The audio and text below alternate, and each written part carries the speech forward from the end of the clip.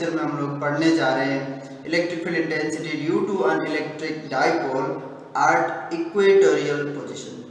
Previous lecture में हम लोग एक्सियल पोजीशन में निकाल दिए थे रिलेटिव फील्ड इंटेंसिटी का जो कैलकुलेशन उसका डेरिवेशन कर दिए थे। तो इस लेक्चर में हम इक्वेटोरियल पोजीशन के लिए डेरिवेशन करेंगे और ये भी एकदम आसान है, 3 स्टेप में इसको करने वाले हैं। बढ़िया से मेरे साथ देखिए इसको और समझ जाइए। ओके, तो सबसे पहले हम शुरू करते हैं electric field intensity due to an electric dipole at equatorial position. तो ये हो गया हमारा आज का टॉपिक। तो मैं जैसे कि लास्ट लेक्चर में बताया था आप लोगों को, एक्सियल पोजीशन में जैसे हम अप्रोच किए थे अब भी वैसे ही करेंगे। सबसे पहले हम डायग्राम को समझेंगे, इक्वेटोरियल पोजीशन है क्या इसको भी समझेंगे, और वहाँ पे total electric field intensity due to both of the charges find out करने के लिए हमको कैसे कैसे अप्रोच करना पड़ेगा वो सब भी देख लेंगे। मतलब डायग्राम को पहला स्टेप हमारा है डायग्राम को बढ़िया से समझना है। ओके, तो देखो let us suppose this is our electric dipole. तो माइनस ये ए पॉइंट हो गया, ये हो गया हमारा बी पॉइंट। तो ए पॉइंट पे मान लो माइनस क्यू चार्ज है और बी पॉइंट में प्लस क्यू चार्ज है। तो ये हो गया हमारा क्या, electric dipole. Let O be the centre of electric dipole. तो ओ को हम क्या ले लिए, सेंटर ले लिए। तो मेरे को बताओ यहाँ से यहाँ तक का जो लेंथ है इसको हम क्या लेते थे, 2a लेते थे, which is length of the electric dipole. तो ये 2a अगर है तो यहाँ से O से यहाँ तक a है और फिर यहाँ से यहाँ तक ये भी a। ये समझ में आ गया। अब देखो ध्यान से इधर, तो इक्वेटोरियल लाइन ये भी बताया था पहले आप लोगों को कि अगर कोई भी लाइन हम ड्रॉ करते हैं perpendicular to the length of electric dipole और passing through the centre of dipole, उस केस में ये जो लाइन बन जाएगा ना इसको इक्वेटोरियल लाइन बोलेंगे। इधर भी सेम बात है ना। तो ये इक्वेटोरियल लाइन हमारा बन गया। इस लाइन के ऊपर कोई भी एक जनरल पॉइंट एक ले लेते हैं, जिस पॉइंट को हम मतलब एक नोटेशन दे देते हैं P। क्या नोटेशन दे देते हैं, P नोटेशन। तो हमारा ये P पॉइंट हो गया एक पॉइंट जो कि जनरल पॉइंट है, यहाँ पे भी रह सकता है, यहाँ पे भी रह सकता है, यहाँ पे हम रख दिए इसको। ये इक्वेटोरियल लाइन के ऊपर एक पॉइंट है और इसीलिए इसको इक्वेटोरियल पोजीशन भी बोल रहे हैं। अब एक बात और भी ध्यान दो कि ये जो P पॉइंट है ना O से, लेट अस सपोज ये R डिस्टेंस पे है ना, तो P पॉइंट का जो डिस्टेंस है O से ये हो गया कितना, ये हो गया R। बताया समझ में। अब ध्यान से तुम लोग देखो बोर्ड की तरफ। अब डायग्राम में क्या बाकी रहेगा, बाकी रहेगा इलेक्ट्रिक फील्ड इंटेंसिटी का डायरेक्शन। ये पॉजिटिव चार्ज की वजह से यहाँ पे किस तरफ होगा, माइनस क्यू चार्ज की वजह से यहाँ पे किस तरफ होगा। तो उसको पता करने के लिए हम लोग क्या करते थे, एक यूनिट पॉजिटिव चार्ज ये P पॉइंट पर रखेंगे, फिर उसके ऊपर इसकी वजह से जो फोर्स लगेगा, फोर्स का डायरेक्शन जिस तरफ होगा उस तरफ ही इलेक्ट्रिक फील्ड इंटेंसिटी का डायरेक्शन होगा।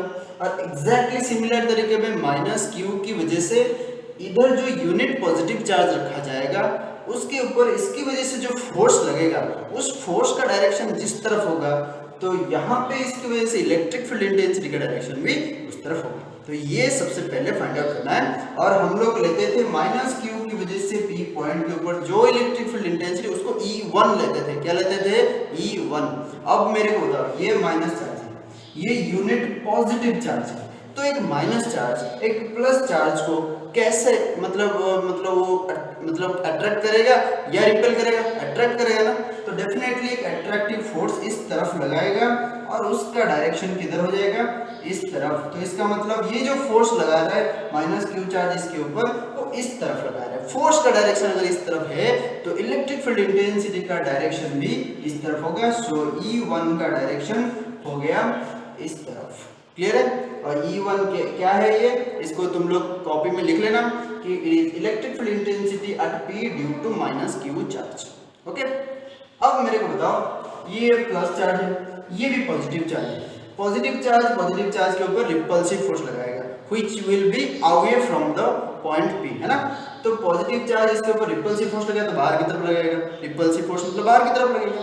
तो उसलिए इधर जो फोर्स लगाएगा ये प्लस क्यू चार्ज, ये यूनिट पॉजिटिव चार्ज की वजह से मतलब इसके ऊपर लगाएगा तो बाहर की तरफ फोर्स का डायरेक्शन होगा, तो इसकी वजह से जो इलेक्ट्रिक फील्ड इंटेंसिटी यहाँ पे होगा उसका भी डायरेक्शन किस तरफ होगा, इस तरफ ही होगा ना। तो इसकी प्लस क्यू चार्ज की वजह से जो इलेक्ट्रिक फील्ड इंटेंसिटी उसको लेते थे हम E2, तो यहाँ पे हमको मिल गया E2 का डायरेक्शन इस तरफ। बात है समझ में? मगर हमारा जो मकसद है ना वो है कि यहाँ पे ये P पॉइंट पे नेट इलेक्ट्रिक फील्ड इंटेंसिटी निकालना है। पता है समझ में? तो नेट इलेक्ट्रिक फील्ड इंटेंसिटी कैसे निकालेंगे, ये तो इस तरफ है, ये तो इस तरफ है, ये दोनों वेक्टर अलग अलग डायरेक्शन में ओरिएंटेड है। बात है समझ में? अब हमको यहाँ पे इनका नेट रिजल्टेंट निकालना है, तो उसको निकालने के लिए थोड़ा सा और हम ज्योमेट्री के ऊपर ध्यान देंगे।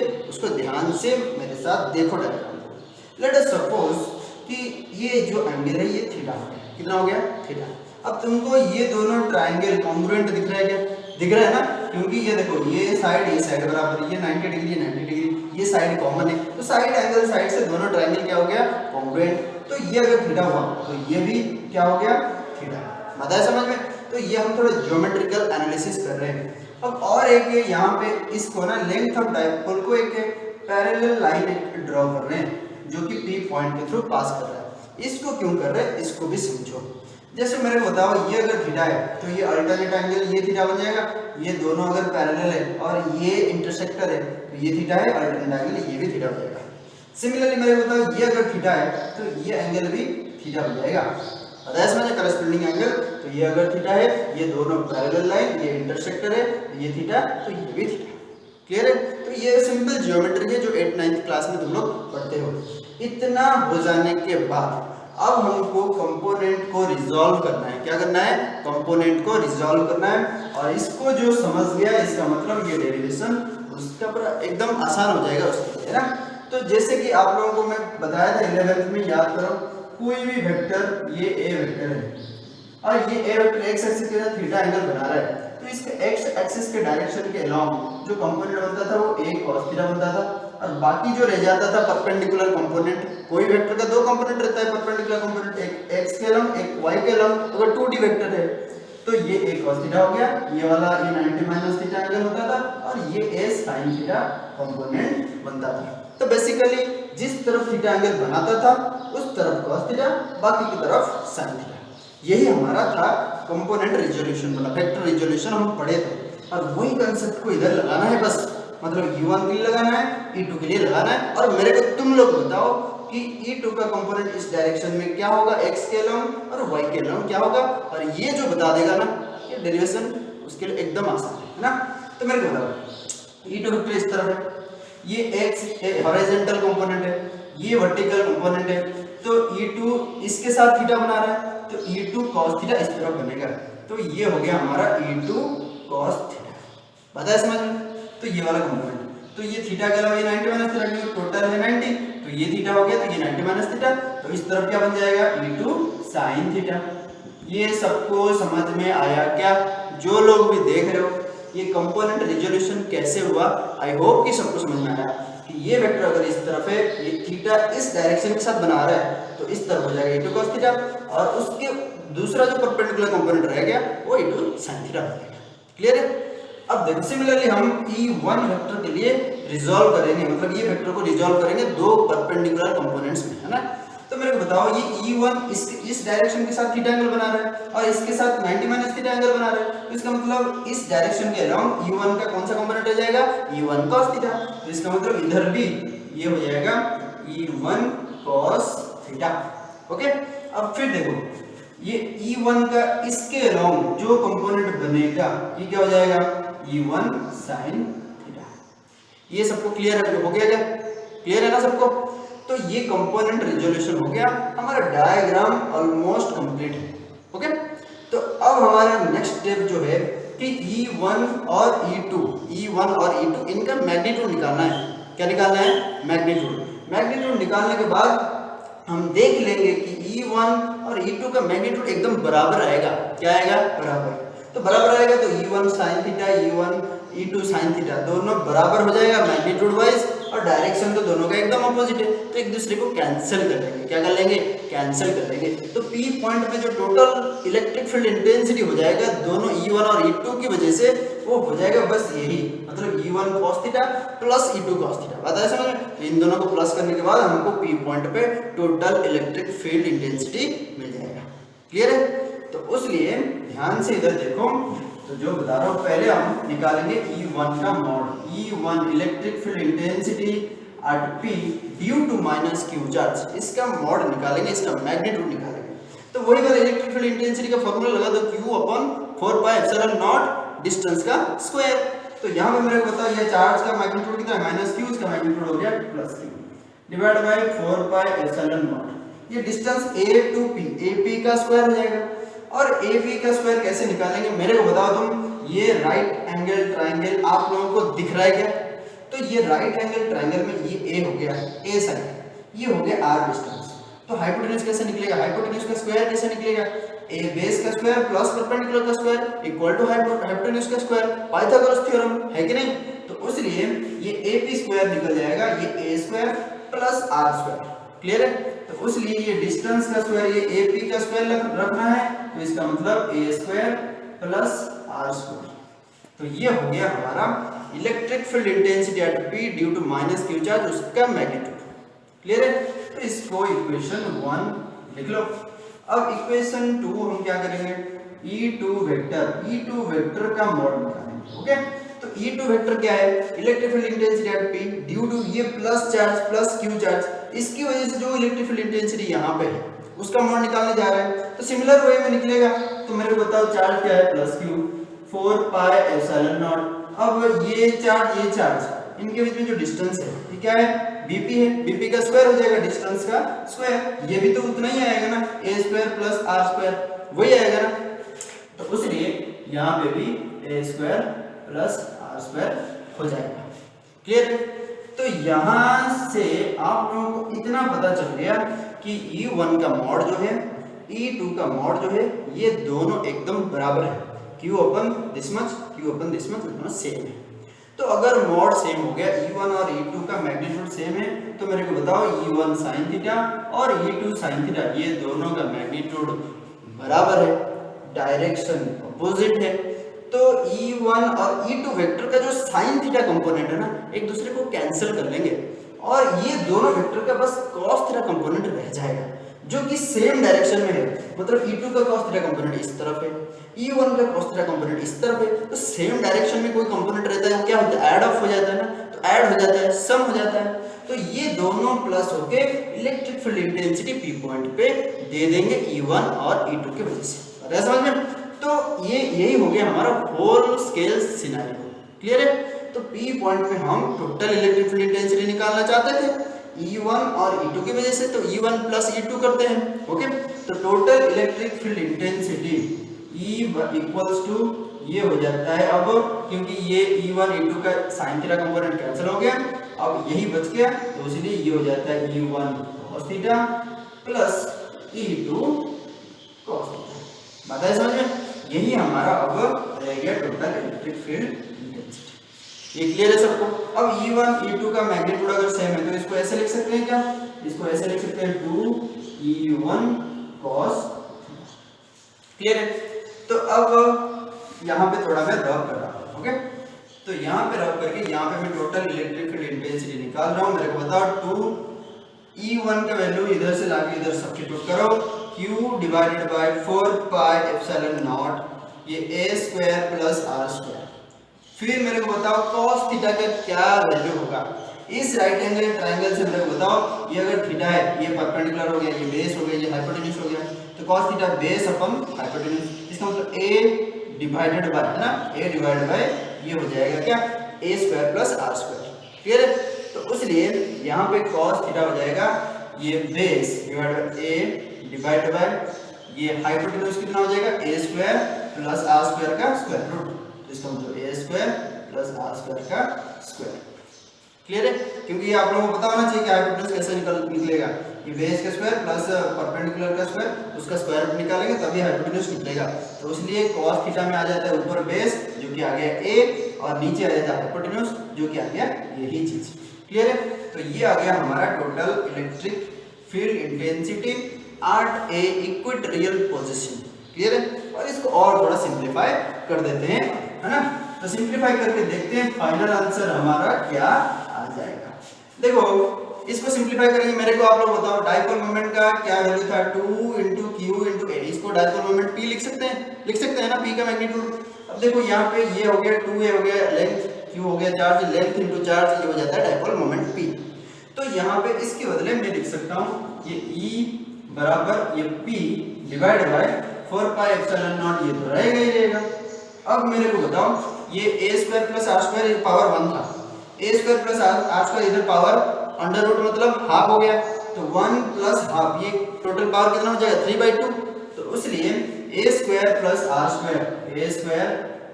r² पावर हो गया 3/2। आया समझ में सबको? तो उसलिए हमारा इलेक्ट्रिक फील्ड इंटेंसिटी का ये एक्सप्रेशन आ गया। और एक अजम्पशन लगाएंगे, लास्ट अजम्पशन, लास्ट स्टेप बच गया, ध्यान से देखो।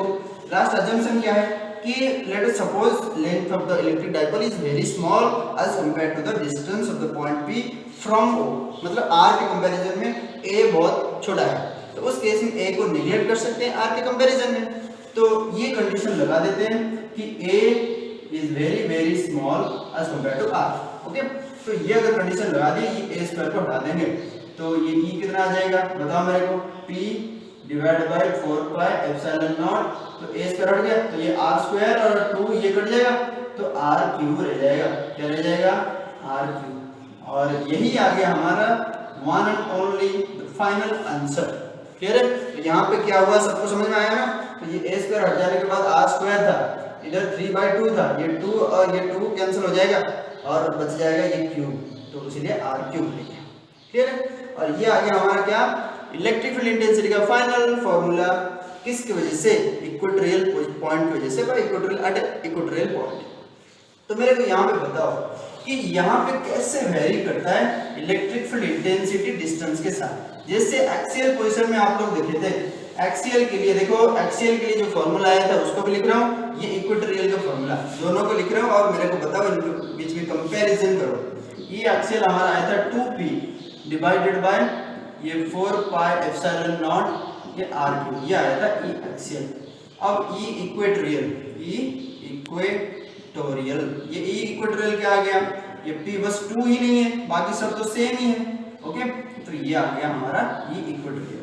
दोनों केस में हम देख रहे हैं कि electric field intensity is inversely proportional two cube of distance.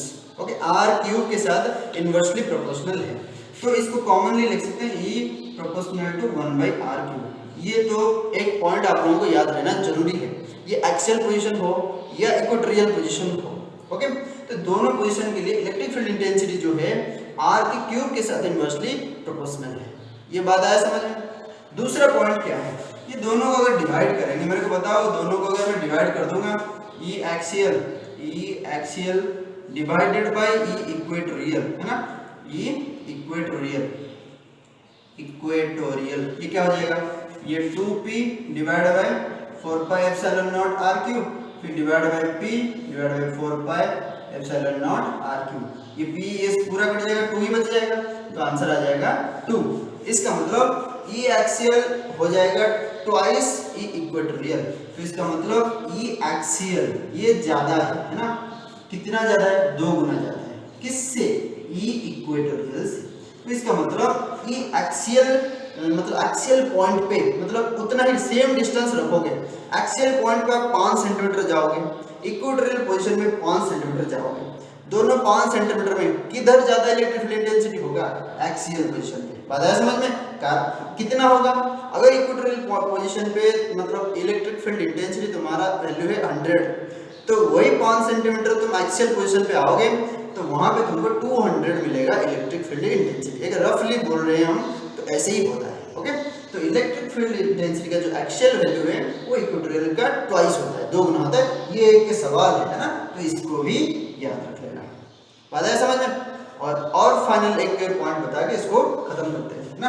तो देखो अभी जो डायग्राम अभी मिटा दिए, उस डायग्राम में मेरे को बता टोटल जो इलेक्ट्रिक फील्ड इंटेंसिटी जो हमारा ये E है, इसका डायरेक्शन किस तरफ था, मेरे को बताओ। ये जो डायग्राम था ना अभी बनाए थे, इस डायग्राम में हमारा E1 cos थीटा इधर था, E2 cos थीटा भी इधर था, और ये P पॉइंट पे जो भी टोटल इलेक्ट्रिक फील्ड इंटेंसिटी था उसका डायरेक्शन इस तरफ था।